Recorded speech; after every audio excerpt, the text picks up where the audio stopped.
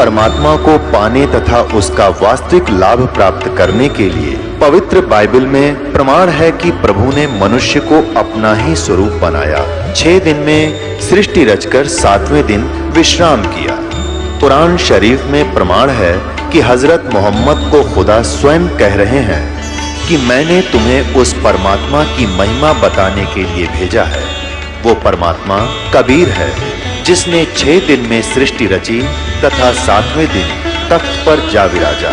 उसकी खबर किसी बाखबर से पूछ कर तो देखो। कृपया अवश्य सुनिए जगत गुरु तत्वदर्शी संत रामपाल जी महाराज के अमृत वचन। जमीन से बाहर जो दिखाई देता उसको पेड़ बोलते हैं, और जड़ गुप्त है वो नहीं बताई, वो दास बताने आया है उसकी, उस परमात्मा का भेजा उसका दास कि वो कबीर इज गॉड, जो मूल रूप भगवान है, सबका मालिक। तो यहाँ परमात्मा ने गीता अध्याय नंबर 15 के श्लोक नंबर 1 में बताया है कि जो इस संसार रूपी वृक्ष से सब विभाग बता देगा वो है तत्वदर्शी संत, वो सतगुरु है। तो उस परमेश्वर ने आके बताया अक्षर पुरुष एक पेड़ है, सरपुरुष वा की डार, निरंजन जिसको ज्योति निरंजन कहते, और तीनों देवा शाखा हैं। ये पात रूप संसार विभाग बता दिए सारे। तो ये सतगुरु की पहचान है। तो कहते हैं तुम कौन राम का जपते जापम, अर्थात कटना तुम्हारे तीनों तापम। तुम जिन भगवानों की भक्ति करते हो उनसे तुम्हारे 3 ताप भी नाश नहीं हो सकते, भूत प्रेत भी नहीं भाग सकते, और तुम मोक्ष तक 100 कोस की बातें। और सतगुरु मिले सर्व सुख होई। अब सतगुरु मिलेंगे सब सुख होंगे। अब आपको कुछ भक्तों के अनुभव दिखाते हैं। परमात्मा कबीर परमेश्वर की शरण माने के बाद उनको कैसे सुख मिले। पहले वो कितने कष्ट से जीवन जी रहे थे, और परमात्मा ने आज उनको हाथों पर रख लिया। समर्थ का शरणा गहो रंग होरी हो, और कभू ना हो काज राम रंग होरी हो। तो पुण्यात्माओं, आपका कर्तव्य बनता है, कहते हैं आप तेरे जगतार ही। आपका तो कल्याण निश्चित है यदि मर्यादा में रहोगे और भक्ति करते रहोगे। आपका और आपके परिवार का तो कल्याण निश्चित है। लेकिन आपका ये भी कर्तव्य बनता है, फर्ज बना है, भूले न राह बतावे।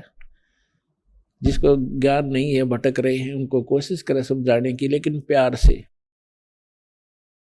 किसी को आप समझाने की चेष्टा करोगे उसको एक बार तो कड़वा लगेगा।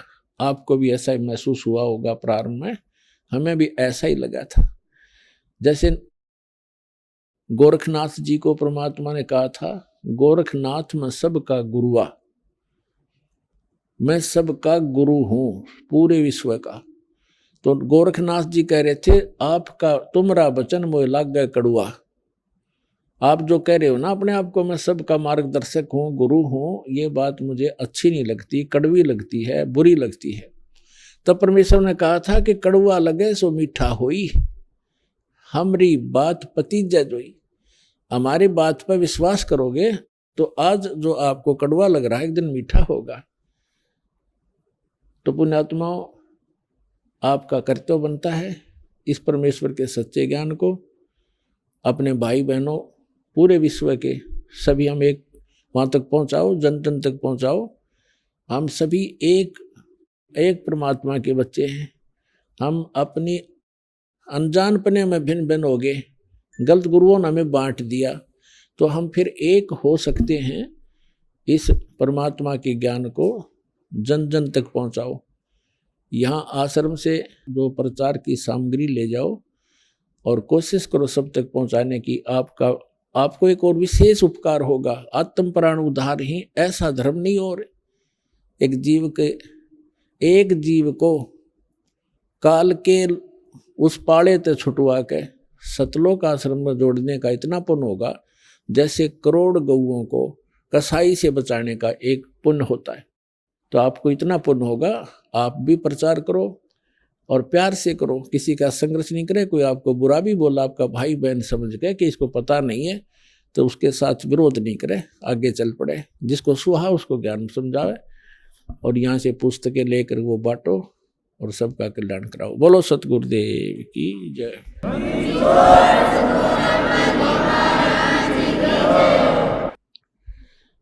परमपिता परमात्मा पूर्ण ब्रह्म, सारी सृष्टि के रचनहार कबीर देव, कबीर साहेब, कबीर परमात्मा जी की असीम रजा से आप सभी पुण्यात्माएं इस पवित्र स्थल पर पहुंच पाए और सत्संग के अंदर आने से इस भूले हुए प्राणी को वो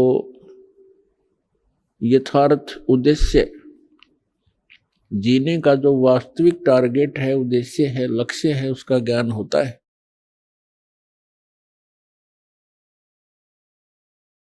परमात्मा कबीर जी ने सूक्ष्म वेद में कहा है, सतगुरु के दरबार में जाइयो बारंबारे, भूली वस्तु लखावही ही है सतगुरु दातार।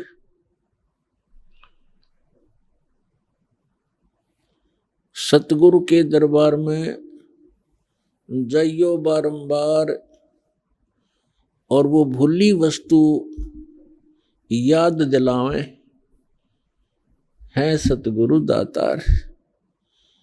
जब तक हमने ये तत्व ज्ञान नहीं सुना था, हम आम संसार की ही तरह उन्हीं को देखा देखी, माया का संग्रह करना उद्देश्य था, बहुत ज्यादा धनवान बन जाऊं ये टारगेट था, और बनना बनाना वही था जो मस्तिष्क में लिखा हुआ है। और धनी बनने के उद्देश्य से ना जाने कितने उल्टे सुलटे काम किया करते थे। माया उतनी ही मिलनी थी जितनी भाग्य में पूर्व जन्म में हमने कोई शुभ संस्कार, कोई शुभ कर्म किए थे, उनके आधार से ही आपको सब कुछ मिलना था। उसको प्रारब्ध कहते हैं।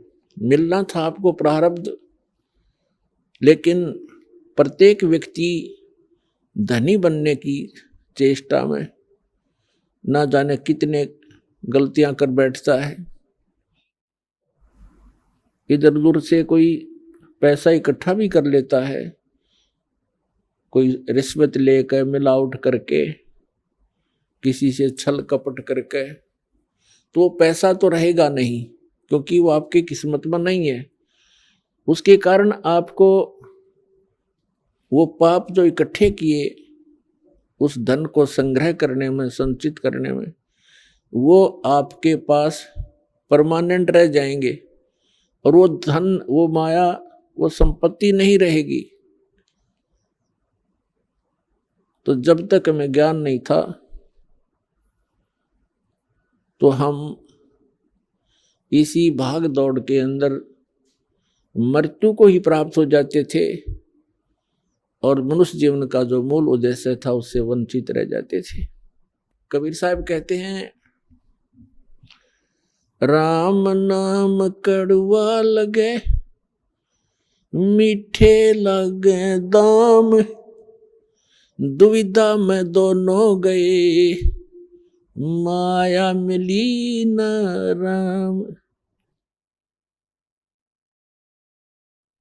वैसे तो हमारे जीवन में बहुत सी घटनाएं घटती हैं जो हमारे को बहुत अच्छी शिक्षा देते हैं, लेकिन हमें सत्संग में आए बिना, जब तक हम सत्संग में नहीं पहुंचते, तो हमारे हृदय में वो चोट नहीं लगती जिससे हम सतर्क हों।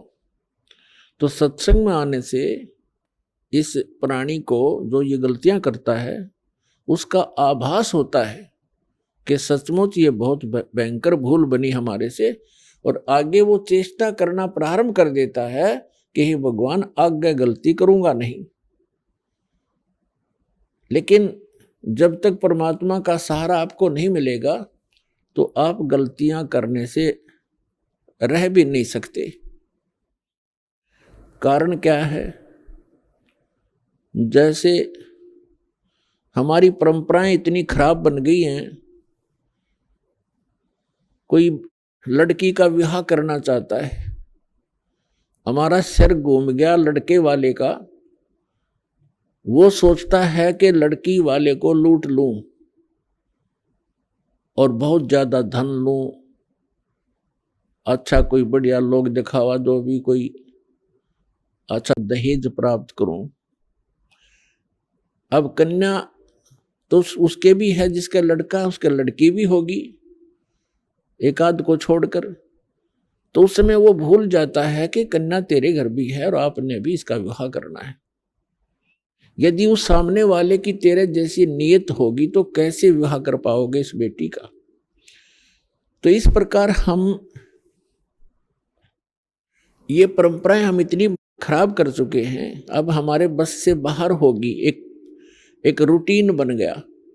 तो भगत ने सबसे पहले इन कुरीतियों से उल्टा हटना पड़ेगा, आपने बैक आना पड़ेगा। समाज को देखकर आप नहीं जी सकते और ना आप भक्ति कर सकते, और इस अनमोल कार्य से आप वंचित रह जाओगे। आप जी ने विवाह करना है, बिल्कुल सिंपल वेत है, साधारण एक उदाहरण बनाओ समाज के अंदर, संसार के अंदर। देखो ये परंपराएं हमने बनाई हैं और हम इसको फिर रिड्यूस करेंगे, कम करेंगे, सारा संसार सुखी होगा। अब यहां विवाह करते हैं, बहुत सी ऐसी घटनाएं घटती हैं। पहले दिन लड़के वाले खूब नाच रहे हैं, माच रहे हैं, डीजे बजा रहे हैं, धरती तोल रखी है। अगले दिन वो दूल्हा साथ में उसके 5-7 साथियों समेत दुर्घटना के अंदर मृत्यु को प्राप्त हो जाता है। बारात जा रही थी, अब पहले दिन तो डीजे बाज रहे हैं, सब नाच रहे हैं कंजरों की तरह, बहन भी, बेटियां भी, माँ भी, बाप भी सरेआम। अगले दिन वो मृत्यु को प्राप्त हो जाता है जिसके ऊपर वो नाच और माच रहे थे। अब टक्कर मार कर रो रहे हैं, अब चाट ले उस डीजे ने, सिर पर धर ले उस दहेज ने।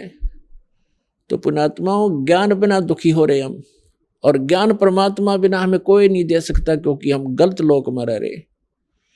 ये लोक बहुत गंदा है, यहाँ कोई भी दूसरे को सुखी देखकर प्रसन्न नहीं, और ये काल की प्रेरणा से है। जब हम भगवान की शरण में आएंगे हमें सद्बुद्धि मिलेगी, और तब हम भगवान से डरेंगे। जैसे हम हिंदू समाज में उत्पन्न हुए और जिन भगवानों की हम पूजा करते हैं, श्री ब्रह्मा, श्री विष्णु, श्री शिव जी को हम, श्री विष्णु और शिव जी की तो हम पूजा करते ही थे, ब्रह्मा जी को वैसे ही नकलियों ने रिजेक्ट कर रखा था उनकी अपनी सोच से। फिर भी जब आप सृष्टि रचना पढ़ते हो, परमात्मा कबीर जी की बताई हुई जो दास ने आपको वर्णन करके सुनाई है, उसके अंदर आप देखते हो कि जब दुर्गा जी ने अपने तीनों पुत्रों का विवाह किया, उस समय ना कोई बराती था, ना कोई बाती था, और ना कोई वहां पर लाडू जलेबी बकवाद कर रखी थी। सिंपल वे से कह दिया, बेटा या तेरी पत्नी, इसका नाम, ब्रह्मा जी को कहा कि ये तेरी पत्नी, इसका नाम सावित्री है, आप जाइए अपना घर बसाइए।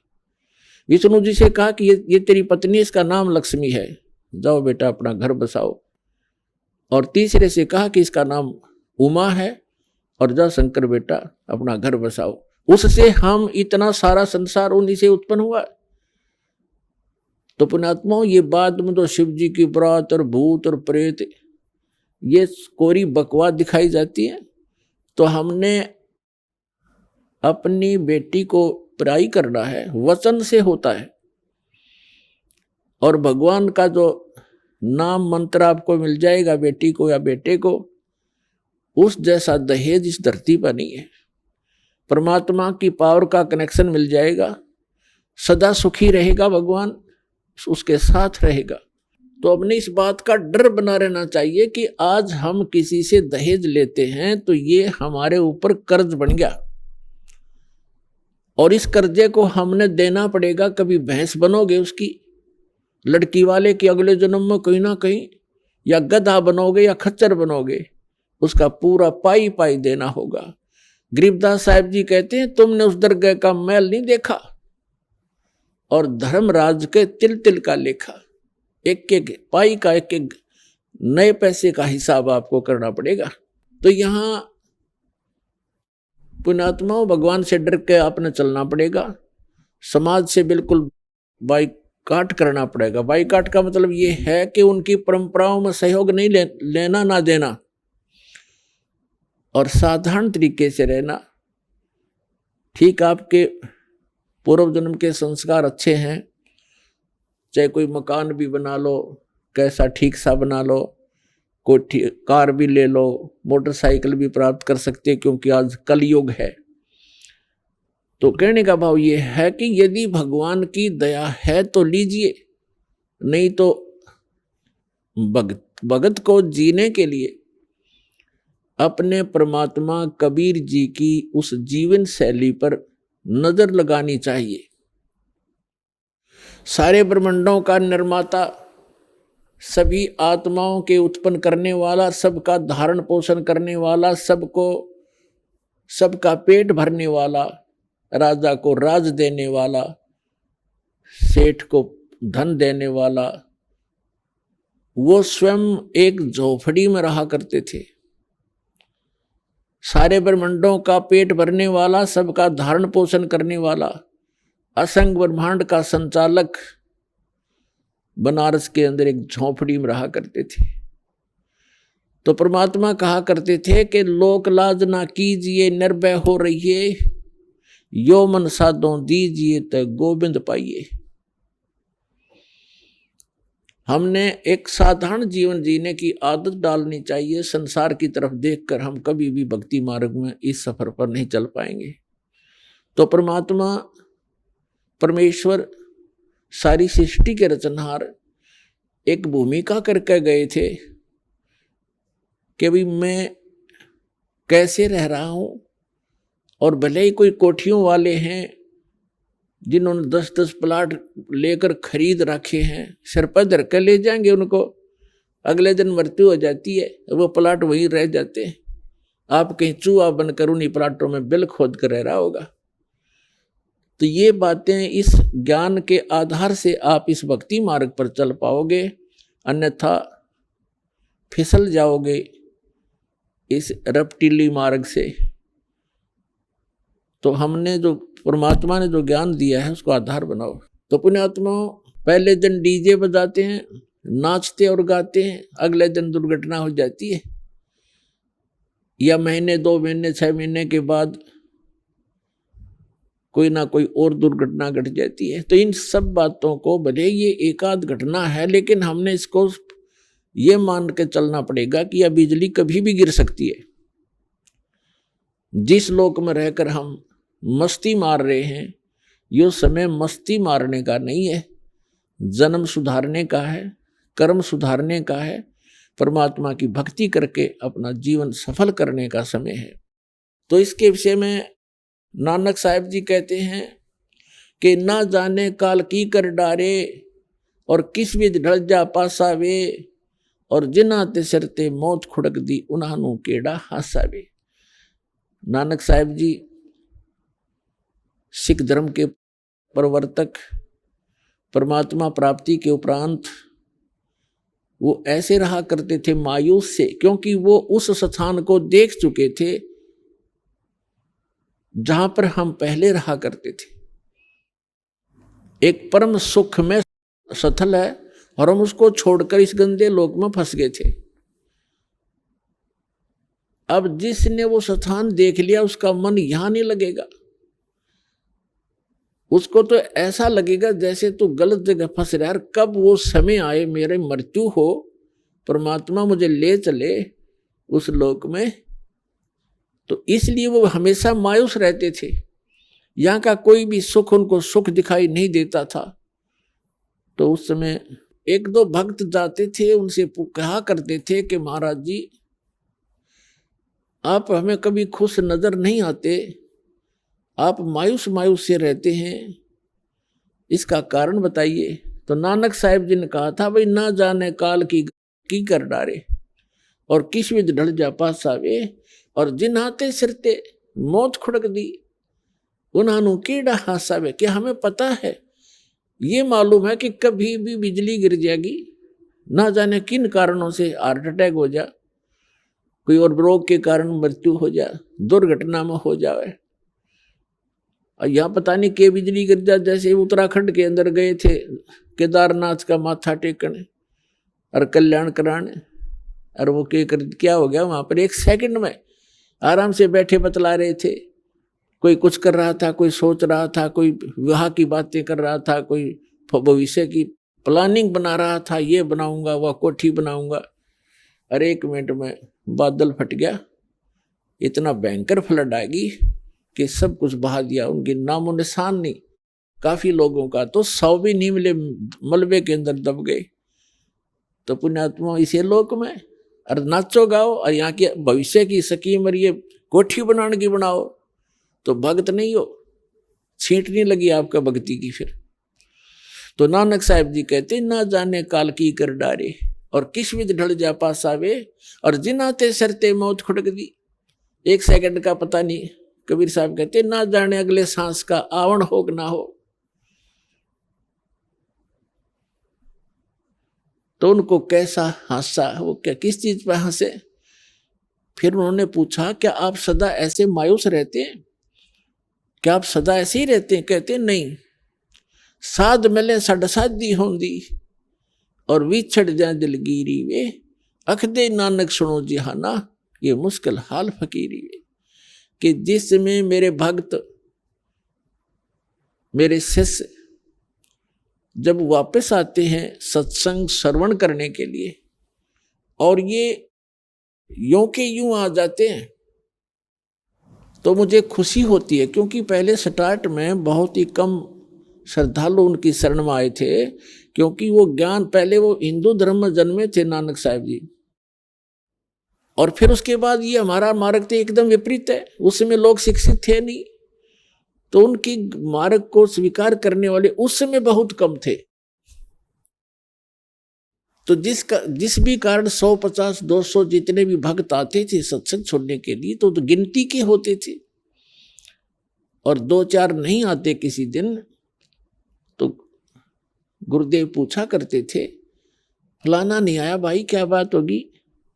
जब उसको ये पता लगता था उनको कि वो कोई किसी काम बस नहीं आया, तो कोई बात नहीं। और 1-2 ऐसे भी होते थे जो दूसरे सिरफिरे संत, उनके शिष्य उनको गुमराह कर लेते थे, बहका देते थे। तो वो नानक साहब जी कहते हैं कि जब ये सभी भक्त मेरे वापस आते हैं, क्योंकि संसार के अंदर भक्ति करना बड़ा दुर्भर हो गया है। कारण क्या है कि सत्य ज्ञान देने वाला एक और भ्रमित करने वाले करोड़ों की संख्या में। तो क्या वो कहा करते थे कि साध मिले साढ़ा साधी होंदी और विछड़ जाए दिलगीरी वे। जब ये यहाँ से जाते हैं तब मुझे मायूसी हो जाती है कि कहीं कोई मेरी फसल में कीड़ा ना लग जा। इन भोली आत्माओं को मुश्किल से सिरे चढ़ाया है ये ज्ञान मार्ग दे करके, और ये सिर फिरे पता नहीं कितने नकली पंथ फिरे हैं, और इन भोली आत्माओं को गुमराह ना कर दें। जब ये यूं के यूं आ जाते हैं तब उस दिन मेरी खुशी का कोई ठिकाना नहीं रहता कि इनका कल्याण हो जाएगा। ये भ्रमित नहीं हुए हैं। साध मिले सड़ साधी होंदी, साधी माने खुशी, और विछड़ जाए दिलगीरी वे। जब ये विछड़ जाते हैं तो मेरे दिल में बड़ा दुख होता है। ये बात सताती रहती है, कहीं इन बच्चों को कोई गुमराह ना कर दे, इनका जीवन नाश हो जाए। अख दे नानक सुनो जिहाना, ये मुश्किल हाल फकीरी वे। इस भक्ति का करना बड़ा कठिन है, क्योंकि अन्य साधनाएं तो परंपरागत है, उसमें तो कोई ये कहने वाला ही नहीं है कि आप ये ना करो, ये गलत है। जो कर रहा है वो ठीक है, हाँ बस बिल्कुल बहुत अच्छा, मैं ये करता हूँ, आप क्या करते हो, मैं ये करता हूँ, बस ठीक है, आप भी करो हम भी कर रहे हैं। और इसमें यह कहना पड़ता है कि नहीं ये नहीं करना, ये नहीं करना, ये करना। तो इस प्रकार ये थोड़ा सा कठिन मुश्किल हाल फकीरी वे। फकीरी माने भक्ति, या भक्ति का करना बड़ा कठिन हो गया है। और जिसमें अब ये ज्ञान तो विश्व में जाएगा और पूरे विश्व को ये ज्ञान सुहाएगा, और जिस समय जब सभी एक रस हम हो जाएंगे, जो भी इस ज्ञान को सुनेगा कुछ ही समय के बाद इसमें ऑब्जेक्शन नहीं रहेगा किसी को। सभी ये कहा करेंगे भाई ज्ञान तो एक नंबर का है, ज्ञान में कोई कमी नहीं। अब जो इतने हाँ भरने लग गया, इतना स्वीकार करेगा, तो एक दिन वो उपदेश भी लेगा, तो फिर समस्या समाधान हो जाएगी, फिर आसान हो जाएगी या फकीरी, फिर ये सब कोई बाधक नहीं रहेगा। तो उसके लिए ज्ञान प्रचार सत्संग में आपको बार बार बुलाना, इसका उद्देश्य मूल यही है कि आप आते रहोगे, आपका भक्ति में विश्वास बढ़ता चला जाएगा। आप जी को यहां बुलाना कोई शौक नहीं हमारा, ये एक अनमोल काम किया जा रहा है। जैसे आप सत्संग में आते रहोगे, आपके अंतःकरण के अंदर थोड़ा बहुत कोई दोष आता है इस ज्ञान से, और यहाँ सत्संग से, सेवा से, दान से, सिमरन से वो फिर से हट जाएगा। अब पुण्यात्माओं, आप तो हो बालक, छोटे छोटे बच्चे होते हैं, और माता क्या करती है, बच्चा गली में खेल रहा होता है और अपने साथियों में बड़ा मस्त होता है। माँ को पता है कि इसको दूध खाना खिलाने का, दूध पिलाने का समय हो गया, वो उसके उठा के लाती है, आजा बेटा दूध पी ले। वो कहता नहीं नहीं मैं खेल रहा हूं। अब उसको पता है कि दूध पिलाना इसको अनिवार्य है, कमजोर हो जाएगा बेटा नहीं तो उसको उठा के लाती है और उसको कहती है ले दूध पी, या जो भी आहार कराती है। तो वो जल्दी जल्दी दूध भी पी रहा है, दूध पीते उसके मन में न्यू रहा बस छोड़ दे मम्मी एक बार, मैं वही जाऊंगा बच्चों में खेलूंगा। तो पिला के दूध उसको छोड़ देती है, जा खेल ले, और दूध के समय फिर बुला लेती है उसको, फिर दूध पिला देती है। तो इस प्रकार उस माँ को पता है कि ये ऐसे समय पर आहार करता रहेगा तो मेरा बेटा, मेरी बेटी दुबली ना होगे, ये बच्चे दुबले ना होंगे, कमजोर नहीं होंगे, बीमार नहीं होंगे, और ये अच्छी तरह इनकी परवरिश होकर के युवा हो जाएंगे। तो आप एक बालक हो और दास उस परमात्मा का भेजा हुआ, आप उस परमेश्वर का नौकर है, आप उसके बच्चे हो, बेटा बेटी हो। दास की सेवा लगा रखी है कि आपकी परवरिश करूं इस आत्मा की। आत्मा का दूध है सत्संग, ये ज्ञान और ये मंत्र भक्ति। आपको यहां बुलाया जाता है और थोड़ा प्रतिबंधित भी किया गया है कि प्रथम मंत्र के बाद सतनाम तब प्राप्त होगा जब आप 4 बार यहां अटेंड कर लोगे। उसका कारण क्या है कि जिनको भगवान चाहिए, आपको भगवान चाहिए, प्रत्येक आत्मा को भगवान परमात्मा की आवश्यकता है। तो परमात्मा के लिए इस जीव ने राज त्याग दिए, राज को ठोकर मारकर जंगल में जा बैठे, भगवान मिलना चाहिए। उनको फिर भगवान भी नहीं मिला, चलो राज भी त्याग सकते हैं जब ज्ञान की प्रेरणा होगी। क्योंकि उन महापुरुषों जिन्होंने राज त्यागा, उनको भी कोई संत मिले, सत्संग सुनाया, उनकी आत्मा में प्रेरणा हुई कि सचमुच काम तो ये है करने का। तो यहाँ सत्संग में पहले आपको प्रेरित किया जाता है कि जिस कार्य को तुम कर रहे हो और इसी को फाइनल मान चुके हो, इस मनुष्य जीवन का केवल इतना ही काम नहीं है, इसके साथ साथ एक और वेरी इंपॉर्टेंट जॉब है आपकी, एक और बहुत जरूरी काम है, परमात्मा की भक्ति करना, दान धर्म और सेवा करना, और फिर आत्म कल्याण करा के सतलोक में जाना, जहां जाने के बाद फिर कोई कष्ट नहीं रहेगा। तो इस प्रेरणा से प्रेरित होकर भी जो भक्त प्रेरित हो जाते हैं, तो ये वही आत्मा है जो राजाओं की थी, उनको किसी ने प्रेरित किया और पिछले संस्कार अच्छे थे, राज त्याग दिए। आपको इसलिए बुलाया जाता है कि परमात्मा जब आपको लालच होगा भगवान का और आपकी आत्मा में ये समा जाएगा कि भक्ति बिना गुजारा कति नहीं, भगवान मिले पीछा छूटेगा, इतना हम ज्ञान करा देते हैं आपको। तो उस समय आप 1-2 बार आने के बाद फिर आप रुक के नहीं रुक सकते वहां पर सत्संग में आए बिना। आपको ऐसा ज्ञान करा दिया जाएगा। तो फिर भी आप यहाँ आते हैं सत्संग सुनने के लिए, आपका ध्यान रहता है वहाँ कि चल वहाँ जाएंगे, ऐसा करेंगे, फलाना काम है। ठीक है, तो एक स्वभाव बना हुआ है, एक हमारी मजबूरी है, जब तक इस संसार में रहेंगे इतना ध्यान और भविष्य की जो हमने अपनी प्लानिंग है वो बनानी ही पड़ती है। लेकिन अब आपको कोई एक दिन रुकता है, कोई 2 दिन रुकता है, कोई 3 दिन भी रुक जाता है। आप जी को ये दास उस माँ की तरह दूध पिला देता है और फिर छोड़ देता है, जग खेलाओ तुम अपना उस खिलौनों से, और फिर आ जाना, और आके फिर आपको परिपूर्ण कर देते हैं। इस प्रकार आपकी आत्मा मैच्योर हो जाएगी, युवा हो जाएगी, भक्ति से युक्त हो जाएगी। फिर आप पर आने वाली आपदाएं बंद हो जाएंगी, क्योंकि पाप नाश हो जाएंगे, पुण्य आपकी वृद्धि कर जाएंगे। फिर आपके ऊपर काल का कोई दबाव नहीं रहेगा, आपकी आवश्यकताएं पूर्ति परमात्मा करने लग जाएगा।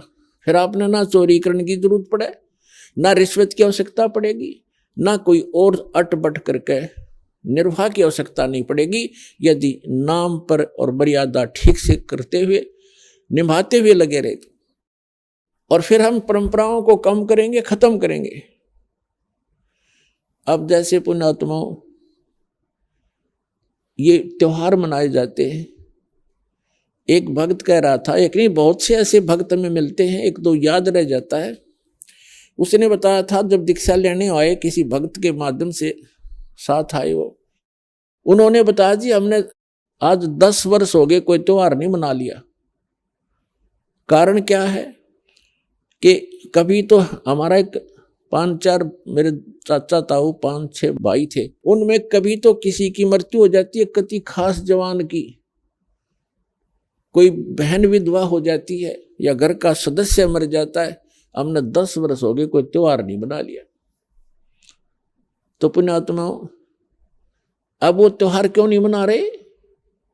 और जिनके या बिजली ना गिरी है वो नाचें गाँव बकवाद करें, खाक त्योहार। यहाँ पर तो परमात्मा कहते हैं कि यदि आपको समर्थ की शरण मिल गई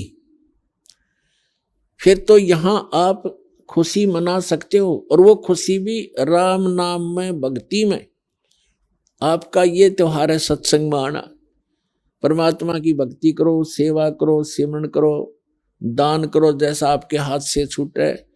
तो ये आपकी जो है ना त्योहार है। इसके अतिरिक्त आप क्या देखा दास ने, ये होली मनाते हैं। होली जब से हमें ज्ञान हुआ है हमारे बच्चे भी नहीं करते, छोटे छोटे बच्चे भी अपने घरों में रहते हैं, उस दिन बाहर नहीं निकलते, क्योंकि समाज में ये ज्यादा परंपरा प्रचलित है। तो उस दिन क्या करेंगे, गंदा पानी, रेत, गाँव में मतलब बहुत बुरा हाल है, और लाल मुंह कर लेंगे बांदर की तरह, सारे दिन धक्के खांदे आंडे, और हम अपना बैठ कर भजन करें दरवाजा बंद करके। अब जैसे अब ये आएगी क्या नाम, पूर्णमासी, रक्षाबंधन कहते हैं, सारी उल्टी परंपरा काल की। एक बहन बता रही थी जब दीक्षा ली उसने, और ये उसको ये सब मर्यादाएं बताएगी, सत्संग सुनाए जाते हैं। पहले थोड़ी संगत थी, 100, 200, 400 भक्त आ जाते थे, बैठ जाते थे, सब अब अपनी सुनाया करते थे मेरे पास बैठ कर। तो एक बहन कह रही थी जी आप, पहली बार तो मैंने दुख हुआ था इस बात का जब ये सुना कि भाई रक्षाबंधन भी भाई का नहीं बांधना है। तो अब मुझे पता चला कि मैं रक्षाबंधन वाले दिन अपने भाई के रक्षा बांधने के लिए गई थी, रक्षाबंधन राखी बांधन खातिर गई थी, और मेरा भाई किसी कामवश मोटरसाइकिल पर गया हुआ था और उसकी इंतजार कर रही थी। अब क्या हुआ कि शाम के समय दुर्घटनाग्रस्त हो गया मेरा भाई, मृत्यु होगी, और उसका शव आया। ओए होए, पुण्यात्माओं हम रक्षाबंधन किस लिए बांधते हैं भाई का, बहन, कि हमारी रक्षा करे। अब जब वो अपनी ही रक्षा नहीं कर सका, भाई की रक्षा, बहन की रक्षा कहाँ से कर देगा। जो रक्षा करने वाला है, परमात्मा का रक्षा बंधन बांधो और उसका रक्षा बंधन है पुण्यात्माओं, उसका नाम लो, उसकी शरण में आ जाओ। भाई की भी रक्षा और बहन की भी रक्षा, बच्चों की भी रक्षा, अपनी भी रक्षा, पति पत्नी की भी रक्षा। तो हम भूल चुके हैं इन परंपराओं में, परमात्मा को भूल गए और अपने ही इस मकड़ी वाले जाल में फंस कर जीवन नाश कर जाते हैं। तो पुण्यात्माओं, इन परंपराओं से हमने वापस होना पड़ेगा और उसी मार्ग पर आए। हम जैसे सफर कर रहे हैं तो सफर के अंदर ज्यादा सामान लेकर के नहीं चला जा सकता। तो ये जितनी परंपराएं हैं ये हमने लाद रखी है बेमतलब की, इनसे हल्का होकर ही हम इस सफर पर सफल होंगे और इनको हटाना होगा। अब आप देखते हो कोई भी त्योहार है, 2 किलो मिठाई लेके कोई इधर भाग रहा है, कोई इधर भाग रहा है। और एक परंपरा बना दी कि इतना सामान तो उस दिन लेके जाना पड़ेगा। वो मिठाई, वो घेवर जो भी ले जाते हैं वो कैसा बनता है, इतनी जनता को एकदम कहाँ से लाएंगे, वो इतना खोआ, इतनी मावा बना करके सारा डुप्लीकेट माल, अड़ंगा खाना। तो पुण्यात्माओं, पहले तो इस लोक में ये खुशी मनाने का स्थान नहीं है।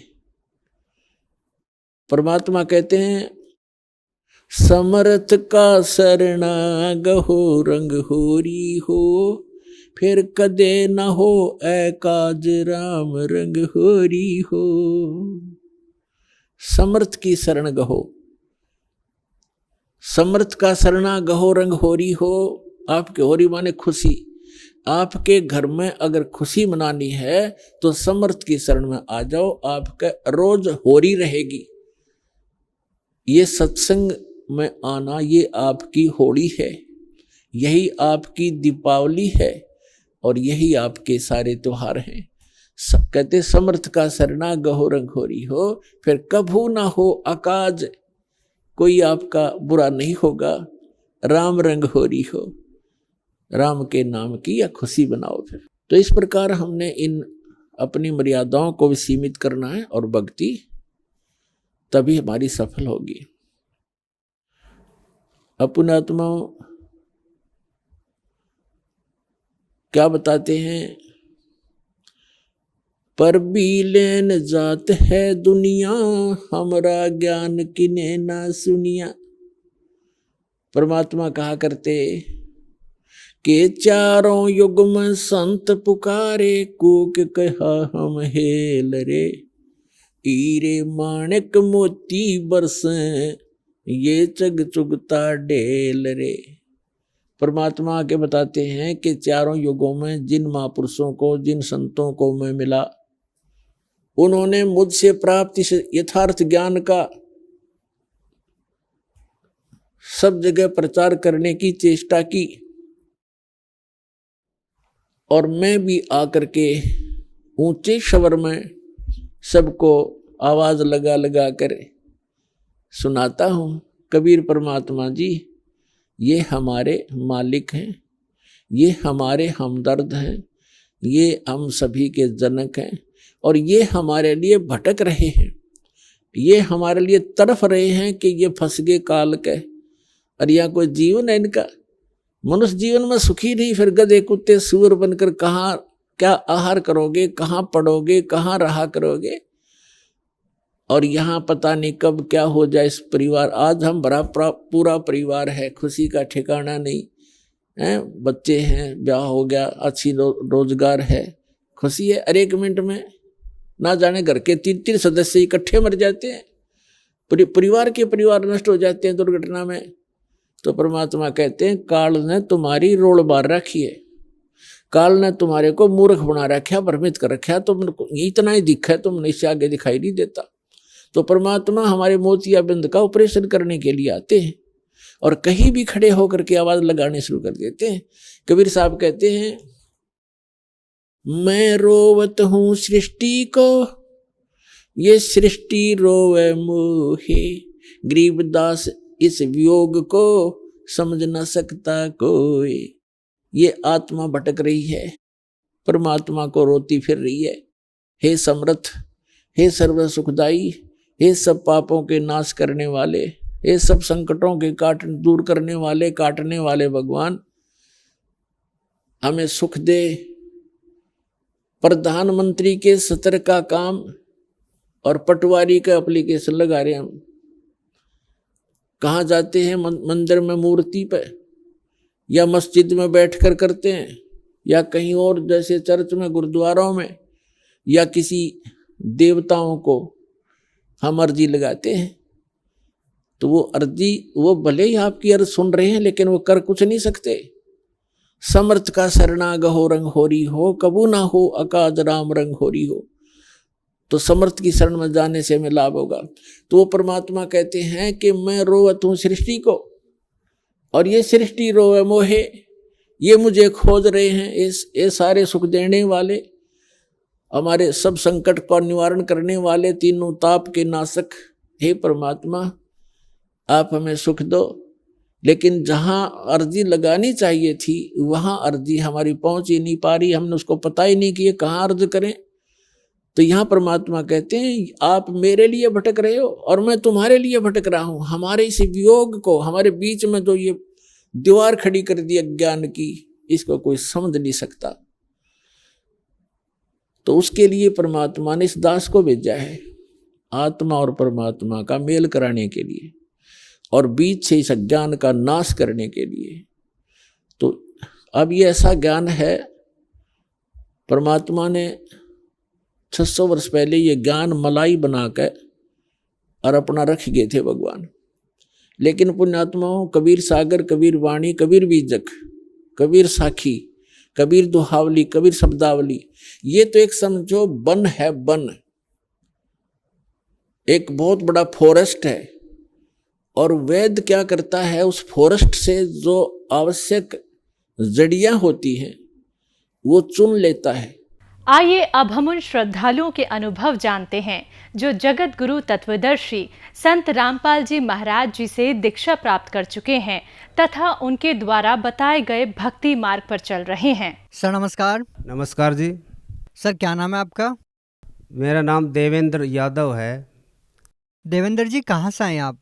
मेरा गांव हुलमाना, तहसील मुंडावर, जिला अलवर, राजस्थान का रहने वाला हूं सर। सर क्या काम करते हैं आप? सर मैं टीचर हूं, सरकारी नौकरी है मेरी, टीचर के पद पर कार्यरत हूं मिडिल स्कूल में। सर संत रामपाल जी महाराज से नाम दीक्षा लेने से पहले आप क्या भक्ति साधना करते थे? सर सारे देवी देवताओं की, जैसे हनुमान जी की पूजा करना, देवी देवताओं की पूजा, देवी दुर्गा की पूजा करना, पितृ पूजा करना, खाटू श्याम जी के हर साल जाते थे हम, पैदल भी जाते थे। मैं 2 बार कावड़ भी लेकर आया हूँ सर, वहाँ से हरिद्वार से मेहंदीपुर बालाजी भी जाते थे। और ये जो अपने सारे देवी देवता सारे पूजते थे, पितर पूजा भी करते थे। सर जब आप इतनी सारी पूजाएं कर ही रहे थे तो फिर आप संत रामपाल जी महाराज जी की शरण में क्यों गए? सर इसमें बहुत बड़ा मेरा दुख इतना था, मैं कभी सुखी नहीं रहा अपने जीवन में जब से जन्म लिया मैंने। मेरे घर में मेरे पिताजी 3 भाई है, हर साल एक मौत होती थी हमारे परिवार में। हर साल एक आदमी ऐसा मरता था जो बिल्कुल सर्वश्रेष्ठ हो, अच्छी, सबसे बड़ा तगड़ा। हमारे परिवार में ऐसी मौत होती थी। और एक दिन बस वो ऐसे ही हो रहा था, मैं समाचार सुनता और ये देख रहा था कि हमारे घर में ये सारे क्यों होते हैं ये सब। मैं मतलब दिल से बिल्कुल अंदर से टूट चुका था सर। और मैं सोचता बहुत ज़्यादा था, मैं इतना सोचता था, मैं मतलब मेरे ताऊ जी के हैं बच्चे, उनके बारे में भी, चाचा के बच्चे हैं उनके बारे में भी, और मैं अपने परिवार के बारे में, सबके बारे में सोचता था। और ऐसी घटनाएं हो रही थी। खूब देवी देवताओं की पूजा करते थे, खूब हमने मन्नतें मांगी सब जगह, लेकिन हमारा इनका निवारण नहीं हो पाया। और हर साल एक मौत होती ही होती थी। तो आपको संत रामपाल जी महाराज जी के बारे में कैसे पता लगा? सर जी, मेरा भाई जो ताऊ जी का लड़का था वो एक्सपायर हुआ पहले, तो उसके बाद मेरे चाचा जी का लड़का जो राजस्थान पुलिस में था वो एक्सपायर हुआ। उसके बाद मेरा खुद का भाई जो इंडियन ऑयल में था, सरकारी नौकरी में, सेंट्रल गवर्नमेंट की नौकरी थी, वो एक्सपायर हुआ एक्सीडेंट में। और मंगलवार का दिन था और मंगलवार के व्रत कर रखे थे उसने, मंगलवार का, इतना बड़ा भगत था वो। उसके बाद मेरी मम्मी उसका वो सुन के वो बेड से नहीं उठ पाई, बेड पे ही रही वो, कैंसर हो गया उनको, वो भी मर गई। मैं एक दिन समाचार सुन रहा था, बस मेरा एक शौक था शाम को मैं थोड़ी देर समाचार जरूर सुनता था। मैं समाचार सुनते सुनते बस जैसे ही चैनल लगा रखे थे कि मैं और इनके भजन सुनता था मैं, कृष्ण जी के इनके सब जो ये बोलते हैं ना, ये आते हैं सब। तो जैसे ही चैनल बदल रहा था तो संत रामपाल जी का चैनल लग गया और उसमें 5-7 मिनट ही सुन पाया उनके प्रवचन में। मैंने सोचा ये ना तो इसके दाढ़ी है ना मूंछ है, ये सफ़ेद कपड़े में, ये तो पता नहीं क्या बोल रहे हैं। मैंने वही टाइम देखा, दूसरे दिन भी फिर वही सत्संग मैंने चालू किया। मैंने 5-7 दिन सत्संग सुने सब। क्या बता रहे थे संत रामपाल जी महाराज? संत रामपाल जी महाराज बता रहे थे कि ब्रह्मा विष्णु महेश इनकी ये अविनाशी नहीं है, इनकी पूजा हमें भाई शास्त्र विधि अनुसार करने से ही हमें लाभ होंगे, और वैसे हमें लाभ नहीं हो सकते। देवी दुर्गा है, ये इनकी माँ है, हमें पता ही नहीं था कि ये अविनाशी नहीं है। सर, आप एक शिक्षित व्यक्ति हैं, आपने भी देव देवताओं की पूजा की है, तो यकीनन आपने वेद शास्त्र तो पढ़े ही होंगे, तो इस बारे में क्या आपको पहले कोई जानकारी नहीं मिली? भक्त जी सर जी, मैंने गीता पढ़ी है, बहुत बहुत गीता पढ़ी है। मेरे दादाजी जब एक्सपायर हुए थे तो ये कहते थे भाई गीता पढ़ो। मेरे पिताजी जब रिटायरमेंट आए, सर वो आर्मी में थे, तो उनको गीता मिली थी, तो वो गीता मैं ज़रूर पढ़ता था। तो अब ये एक कहावत होती है, वो जो जैसे कोई शरीर छोड़ता है तो उसको गीता ज्ञान सुना दे तो जल्दी शरीर छोड़ देता है और दुख नहीं पाता है। मेरे दादाजी जब एक्सपायर होने लगे तो मैंने गीता का अध्याय वो पढ़ा, लेकिन हमें समझ में नहीं आता था अब गीता में क्या लिखा है, क्या कहना चाह रहे हैं गीता, उसका ज्ञान हमें समझ में नहीं आता था। और हमें ये भी पता लगा कि भाई बिना गुरु जी के सदगुरु ज़रूरी है, उनको बनाना से के बाद ही हमें पता चलता है कि क्या ज्ञान है, और उनके बताए अनुसार ही हमें पूरा लाभ होगा जो भक्ति बताते हैं उनसे। सर, आपने संत रामपाल जी महाराज जी के सत्संग लगातार सुने और उनके ज्ञान को समझा, तो आपने उनसे नाम दीक्षा कब ली? मैंने फिर वो सत्संग सुनने के बाद ज्ञान गंगा पुस्तक मंगवाई, जो नीचे डिस्प्ले होते हैं नंबर, उनसे मैंने मैसेज किया। मेरे 5-6 दिन में ज्ञान गंगा पुस्तक आ गई। ज्ञान गंगा को मैंने 10 पेज ही पढ़े थे भगत जी, मैं रोने लग गया। अब भगवान है कहाँ और खोजते कहाँ है। मैं तुरंत 9 अप्रैल 2013 को संत रामपाल जी महाराज के चरणों में जाकर चला गया, और मैं एक फ़ोन नंबर दे रखे थे पुस्तक में, उन पर फ़ोन किया, बोल भाई आ जाओ, और ये भगवान आए हुए हैं, परमात्मा आए हुए हैं, आ जाओ, आप निश्चिंत रहो। मैंने भगत जी वहाँ नाम संत रामपाल जी महाराज जी से नाम दीक्षा ली। वहाँ का माहौल देखा मैंने, वास्तव में सतलोक जैसा माहौल था, बहुत अच्छा माहौल था।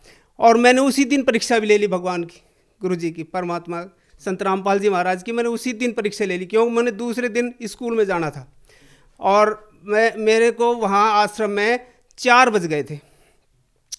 4 बजे अब मैं देख रहा था कि अब मुझे जाना है। मैं रेवाड़ी से जाता था, रेवाड़ी रेलवे स्टेशन से मैं अपनी मोटरसाइकिल बाइक खड़ी करके रेवाड़ी जंक्शन पे, और फिर मैं रेवाड़ी से जाता था। तो शाम को आना था, और मेरी ट्रेन थी हिसार से 5 बजे, 5:05 पर चलती है रेवाड़ी के लिए। तो सर जी मैंने देखा 4 बज चुके हैं। मैंने प्रार्थना लगा, मैंने कहा भगवान मुझे, गुरु जी अपने मन में ही मैं प्रार्थना लगाया था, हे संत रामपाल जी महाराज आप भगवान हो, मेरी एक अरदास सुनो, आज ही मैं आपकी परीक्षा ही ले रहा हूँ, समझ लो कि मुझे स्कूल जाना ज़रूरी है, ये ट्रेन मुझे पकड़नी है हिसार से। और अब 4 बज चुके हैं। मैंने उसके बाद भंडारा भी किया, फिर चाय भी पी, और उस समय 4:30 बज चुके थे। अब बाहर जाके देखे तो बस लगी हुई थी। मैंने प्रार्थना लगाई थी मन में कि भगवान आज मुझे ज़रूर पहुंचना है। अब देख लो भगत जी 4:30 बजे मैं आश्रम में था। सर जी 4:30 बजे मैं आश्रम से चला हूँ, और मैं रेलवे स्टेशन पर हिसार भी पहुँचा हूँ। वहाँ टेम्पो भी पकड़ा है बस अड्डे से, और फिर रेलवे स्टेशन पहुँचा। रेलवे स्टेशन पर मैं देखता हूँ तो 4:30 बज रहे हैं। मैंने देखा यार मेरी आंखों का दोष है कि मैंने दोबारा देखा, यार 4:30 बज रहे हैं अभी। मेरे लिए भगवान ने, संत रामपाल जी महाराज जी ने समय को रोक दिया, और मैं अपनी ट्रेन मेरे लिए खड़ी थी, मैं ट्रेन में बैठ कर आ गया, और दूसरे दिन अपने स्कूल चला गया। तो सतगुरु रामपाल जी महाराज की मैंने पहले दिन ही परीक्षा ले ली थी। अब फिर मैंने ये कह दिया था कि वास्तव में यही भगवान है। सर, संत रामपाल जी महाराज जी के अनुयायी लगातार ये दावा करते हैं कि जो भी उनसे नाम दीक्षा लेता है उनको लाभ होते हैं, चाहे वो शारीरिक हो, आध्यात्मिक हो, भौतिक हो। क्या आपको भी कोई लाभ मिला संत रामपाल जी महाराज से नाम दीक्षा लेने के बाद? सर जी, मैंने बताया आपको, हमारी इतनी विपत्तियां थी, मैं भी रोगों से ग्रसित हो चुका था, मेरे पेट में हमेशा दर्द होता था, और ये जो लेफ्ट साइड है ये, इसमें हमेशा जलन रहती थी मेरे शरीर में। मैं एस.आर. धारकर, जो जयपुर का बहुत बड़े डॉक्टर थे, एस.आर. धारकर, उनसे मैंने दवाई ली। उन्होंने कहा भाई ये तो दवाई ये चलती रहेंगी तुम्हारी दवाई। गुरु जी के शरण में, संत रामपाल जी के शरण में आने से 2013 में जब से मैंने नाम लिया है परमात्मा का, मैंने आज तक एक गोली खा के नहीं देखी है। परमात्मा ने मेरी अमर काया कर दी, मेरे एक भी रोग नहीं है। मैं देखो, मेरा स्कूल मेरे घर से 30 किलोमीटर दूर है, वन साइड। सर्दियों भरी सर्दी में स्कूल जाता हूँ, गर्मियों में भी जाता हूँ, जुकाम भी लगना नहीं है मेरा, आज तक जुकाम भी नहीं लगी अब। हाँ, इतना बढ़िया फ़ायदा मालिक की तरह से हो रहा है। और कोई लाभ मैंने आपको पहले बताया कि हमारे परिवार में हर साल एक मौत होती थी, हर साल एक मौत होती थी, और वो मौत ऐसी होती थी जो सबसे अच्छा इंसान हमारे परिवार में होता था। जैसे ताऊ जी का हमारा जो बच्चा था वो एक्सपायर हुआ, भाई चाचा जी का लड़का एक्सपायर हुआ जो पुलिस में था, मेरा खुद का भाई इंडियन ऑयल में था, वो एक्सपायर हुआ। और उस दिन मंगलवार का व्रत करता था, और मंगलवार था उस दिन, और उस दिन एक्सपायर हुआ एक्सीडेंट में, पता ही नहीं कैसे चला हुआ।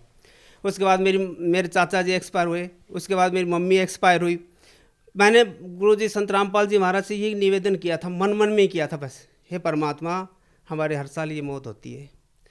मुझे परमात्मा के इस मिशन से, जो संत रामपाल जी महाराज के चरणों में जाने से ये लाभ हुआ।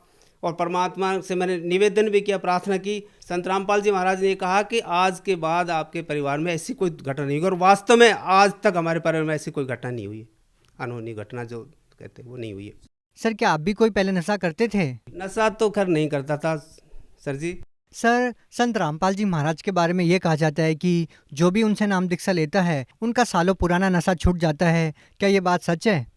बिल्कुल सच्ची बात है। सत्य भक्ति करने से सारे विकार, अपन ऐसे बेईमान है, ऐसे विकारी हैं अपन सारे जीव, अगर इतने विकार भरे पड़े हैं हमारे अंदर, वो सारे विकार छूट जाते हैं। मेरे भी वास्तव में सारे विकार छूटे। बहुत विकारी आदमी था, मैं भी बहुत विकारी था। नशा तो मैं बीड़ी सिगरेट ये तो खैर मैंने नहीं किया, धूम्रपान वगैरह, लेकिन फिर वैसे बहुत गंदी आदतें थी, वो सारी छूटा दी मालिक ने। और एक सबसे बड़ा लाभ दास को क्या हुआ, दास 2013 में सदगुरु रामपाल जी महाराज की शरण में आए। उसके बाद मेरा बेटा जो है वो उसकी नौकरी लग गई, BSF में लग गया। तो वो बच्चा जो कोलकाता में उसकी ड्यूटी थी उस समय, तो वो ट्रेन में बैठ लिया, और ट्रेन में भारी भीड़ होने के कारण उसमें गेट में बैठ गया। गेट में बैठ गया तो रात को जैसे ही वो ठंड का समय हुआ तो उसको नींद आ गई सर जी। नींद आते ही बच्चा नीचे गिर गया चलती ट्रेन से। वो वास्तव में आज मैं याद करता हूँ तो मैं हमेशा बहुत रोने लग जाता हूँ। और उस बच्चे को सदगुरु रामपाल जी महाराज जी ने पीछे से पकड़ के वापस उसी डिब्बे में बैठा दिया। डिब्बे वाला अचंभित रह गया कि यार तू गिर गया था, कैसे आ गया? बोल भाई मेरा परमात्मा है, मैं परमात्मा के शरण में हूँ। उसने तुरंत मेरे पास फ़ोन किया, पापा मेरे साथ ये हुआ है। बोल भाई भगवान ही रक्षा करेंगे। और वो बच्चा परमात्मा संत रामपाल जी के शरण में भी नहीं था, मैंने ही नाम ले रखा था, वो बाद में आए हैं।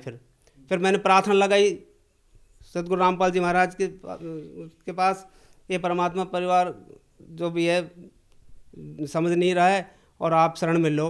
तो उसके 10 दिन के अंदर अंदर पूरे परिवार ने ये कह दिया कि पापा हमें भी नाम दिला दो। पुत्र वधू, आप और बेटा और मेरी पत्नी सब ने नाम ले रखा है और बढ़िया भक्ति कर रहे हैं।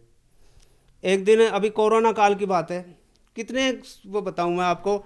मैं ये कहता हूँ मेरे साथ संत रामपाल जी महाराज पल पल चमत्कार करते हैं कि अब ये पेमेंट कुछ कमी मिल रही थी अब इस समय कोरोना काल में। उस समय मेरे 2 लोन चल रहे सर जी, जो मैंने सर्विस के लोन ले रखे थे, तो पर्सनल लोन, उसमें किस्त कटनी थी। और मेरे बेटे ने जो पैसे वो देता था हर महीने मेरे पास भेजता था, वो भेज चुका था। और उस समय मेरे अकाउंट में 30,000 रुपये की ज़रूरत थी, जो पर्सनल लोन मेरा कटना था 2-3 दिन बाद ही, और वो मेरे राशि मेरे अकाउंट में नहीं थी। उस समय मैं उदास बैठा था, परमात्मा को याद कर रहा था, संत रामपाल जी महाराज के, हे परमात्मा आप तो सब कुछ करते हो गुरु जी, ये निवेदन है। उसी समय मैं सोच ही रहा था, उसी समय मेरे बेटे का फ़ोन आया, बोलो पापा क्या कर रहे हो? भाई वैसे ही बैठा हूँ, बता। बोलो कुछ पैसों की ज़रूरत है क्या आपको? देखो कहाँ से कहाँ तार भिड़ाते हैं भगवान परमात्मा सतगुरु रामपाल जी महाराज जी। तुरंत मेरी जो संवेदना थी बेटे को पास पहुंचा दी। बोलो पापा पैसे की ज़रूरत है क्या? बोलो यार तूने तो दे दिया, तेरा जो देना था वो तो। बोल नहीं और मैं मेरे पास, बताओ 40,000 रुपये और पड़े। मैं तू 30,000 रुपये मेरा अकाउंट में अभी भेज दे, क्योंकि मेरा पर्सनल लोन है ना, वो उसकी किस्त कटने वाली है। परमात्मा को मैं उससे मैं रोने लग गया, ये भगवान आप तो जो चाहे सो कर सकते हो, सतगुरु रामपाल जी महाराज जो चाहे सो कर सकते हैं भगवान। सर आप एक अध्यापक है और आपका कर्तव्य है कि बच्चों में चरित्र का निर्माण करना, और संत रामपाल जी महाराज भी समाज को नशा मुक्त कर रहे हैं, दहेज मुक्त कर रहे हैं। तो सर हम आपसे जानना चाहेंगे कि संत रामपाल जी महाराज जी एक समाज सुधार में किस प्रकार का योगदान दे रहे हैं? संत रामपाल जी महाराज पूरे जगत में, पूरी दुनिया में कितना अच्छा संदेश पहुंचा रहे हैं। सारे व्यसन छुटवा रहे हैं सब लोगों के, और सारी बुराइयां, सामाजिक बुराइयां जैसे दारू पीना, बीड़ी सिगरेट जो व्यसन है ये सारे छुटवा रहे हैं। दहेज प्रथा को समूल नष्ट करना चाह रहे हैं भगवान परमात्मा सतगुरु रामपाल जी महाराज। और सतगुरु रामपाल जी महाराज वास्तव में वो काम पूरा अब वो कर रहे हैं खुद, जो गवर्नमेंटों को, जो सरकारों को करनी चाहिए वो सतगुरु रामपाल जी महाराज कर रहे हैं। आज के दिन हमने सबने अपनी बहन बेटियों को बोझ बना लिया है, गलत प्रथाओं के कारण, गलत कुरीतियों के कारण। दहेज प्रथा, अब एक बच्ची हो जाती है तो और थोड़ी चिंता होती है कि भाई मेरे एक बच्ची है, मेरे उसको शादी करनी है। दूसरी हो जाती है तो और ज़्यादा चिंता हो जाती है। तीसरी हो जाती है तो पहाड़ टूट जाता है, अब मैं इन बच्चों को कैसे घर से बाहर निकालूंगा। और देखो परमात्मा ने, सतगुरु रामपाल जी महाराज ने कितना चमत्कार कर रखा है सबके साथ। मेरे साथ ऐसा एक चमत्कार ये हुआ कि मेरे 2 बेटियां हैं और 1 बेटा है। सतगुरु रामपाल जी महाराज की शरण में आने के बाद मेरे 3 बच्चों का रिश्ता बाद में हुआ है तय, और मैं घर से 1 मिनट घर से बाहर नहीं निकला उनका रिश्ता करने के लिए। सतगुरु रामपाल जी महाराज ने घर बैठे 3 रिश्ते और बढ़िया रिश्ते करवाए 3। सर आप भगत समाज को क्या संदेश देना चाहते हैं? भगत समाज से निवेदन कर सकता हूँ कि पूर्ण परमात्मा का जो नुमाइंदा संत है, जो शास्त्रों में प्रमाणित है, सब जगह लिखा हुआ है कि कौन संत आएगा। नास्ट्रेडमस ने भी उनके ऊपर भविष्यवाणी की है, अमेरिका की फ्लोरेंस ने भी उन पर कहा है, और रोणीचा जो अपने हैं रामदेव जी महाराज, उन्होंने भी उनके ऊपर कहा है। उनके 24 प्रमाण एक पुस्तक है, उसमें लिखा है कि वो संत कौन सी जाति में आएगा, कहाँ आएगा। और ध्रुव ये भगत प्रहलाद ने पहले से ही कह दिया था अब किस समय कौन आएगा, और वो संसार का पूरे का उद्धार करेगा, और नकली साधनाओं से कुछ भी नहीं होने वाला। और जितने भी आज दुनिया में भविष्यवक्ता हुए हैं उन्होंने जो टिप्पणी की अपने उसमें जो भविष्यवाणी की है, उनकी भविष्यवाणी सब संत रामपाल जी महाराज के ऊपर सटीक बैठती है, और ये ही पूर्ण परमात्मा के अवतार हैं। सर अगर कोई श्रद्धालु संत रामपाल जी महाराज जी से नाम दीक्षा लेना चाहता है तो उनसे नाम दीक्षा कैसे ले सकता है? आजकल परमात्मा सतगुरु रामपाल जी महाराज ने जो प्रवचन आते हैं, जो सत्संग आते हैं, उन सत्संगों के नीचे नंबर डिस्प्ले होते हैं, मोबाइल नंबर। उन नंबरों पर आप संपर्क करके सतगुरु रामपाल जी महाराज से दीक्षा ले सकते हैं और अपना भविष्य सुखी बना सकते हैं। जी बहुत बहुत धन्यवाद। नमस्ते।